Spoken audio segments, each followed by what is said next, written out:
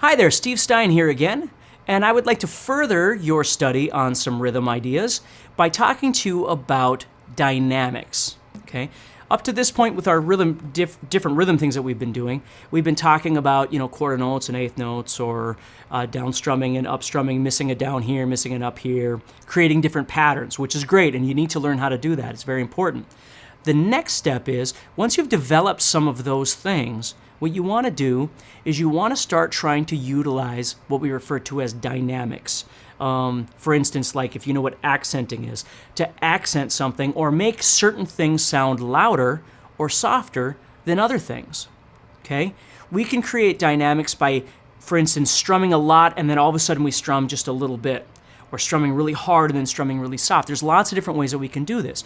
So what I want to do is I want to take a chord progression, I want to play it for you right now, and then I want to talk a little bit about what I was doing to try and create some sort of environment or attitude when I was playing the song. So I'm just going to play G, D, C. I'm just kind of sticking with G, key of G here. So I'm using G, D, and C. Okay? So here's my song.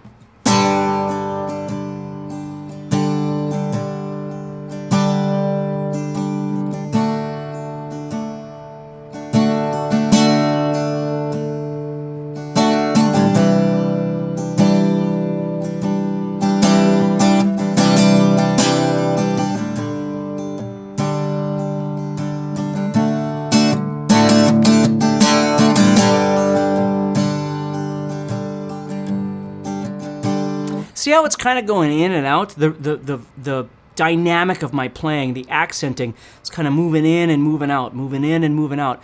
And I really like to use thicker guitar picks for that, because then when I really want to get in there, I can strike those strings really hard and it sounds really loud, and then I can back off. A lot of times when people use guitar picks, for instance, if you use a thinner pick, it doesn't matter. You can use whatever you want. But what I found is thinner picks, when you really want to get in and strum those strings, they just bend, so you don't really get a lot of volume off of them. Medium picks, again, whatever's comfortable for you. The heavier the pick, the more I can get in there, but you also have to understand that with a heavier pick, I have to be available to make things sound quieter by the way I'm strumming. For instance, if you use a thinner pick, you could kind of beat the heck out of those strings, and it's still going to sound fairly quiet. With a heavier pick, you have to learn to back off. Otherwise, everything's just going to be overbearing when you strum. You know what I mean? You got to learn to back off.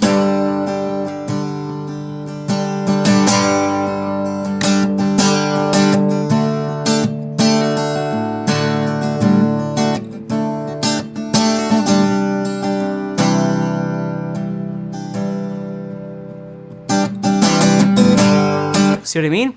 So here's kind of the progression we've taken. We've talked about how to begin strumming and how we can miss certain things to create either an actual strumming pattern, or we're improvising.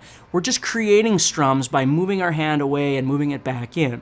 Maybe we hear something and we replicate that with our hand, or maybe we're just moving to the groove of the song and we're just kind of missing things and hitting it.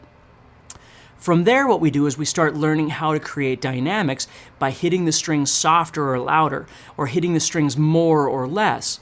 And to me, that really is the essence of learning how to play music, is what we're talking about right now.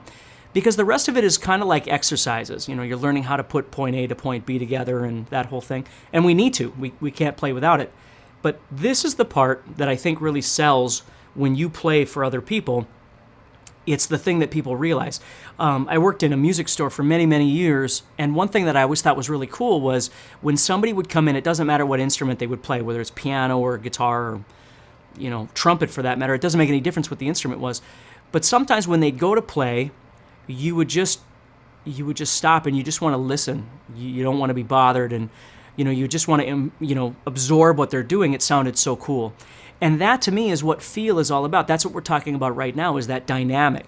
When somebody just comes in and plays G, C, D, and they're just hammering on their strumming, it sounds like you're playing an exercise. When in reality, I suppose everything that we do is an exercise. It's just, as we get better, we don't think of it that way. But when you start dealing with dynamics when you're playing, it begins to sound more organic and more real to people, and they tend to want to listen to you play a little bit more. So that's what I want you to focus on, is take the next step and start working with this dynamic action of playing, and let me know if I can help you anyway.